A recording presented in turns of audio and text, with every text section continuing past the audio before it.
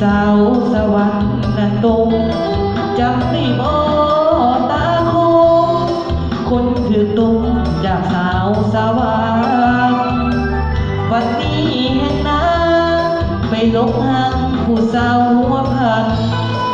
แห่งหายหัวสาวสวรรค์สาวหัวพันทั้งต้มทั้งตัวก็เหลืออันใดสิหอมหัวใจอายนั้นคักแท้น้อสาวหัวพันบอกอายนั้นว่าบ่มีผัวบัดอายไปหาก็ปากว่าฟ้าพาหัวน้องสาวมาดูอายจนตามลงโศกอกหักเขานั้นสาวสวรรค์ยังดิ้นเข่าแห่งสาวหัวพันนั้นแม่เห็นแท้แท้เห็นเอาลูกกินนมอกหักเขานั้นเบาเวียนจักว่าสีบ่โลหลายคนเขาซื้อเขาส่งให้อยากสุขสมให้ลูกสาวหัวพันบางเฮาไปลงปานว่ากิน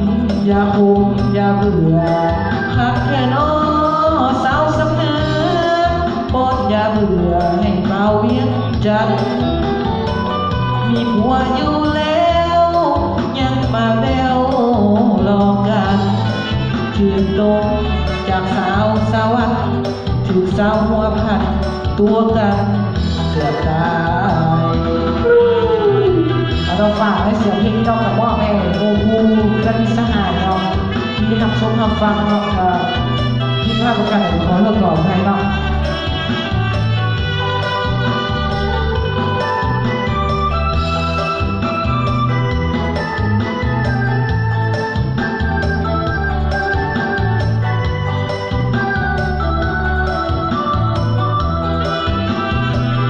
อกหักเขานั้นสาวสวรรค์ยังยิ้มเข่าแห้งสาวหัวพันนั้นแม่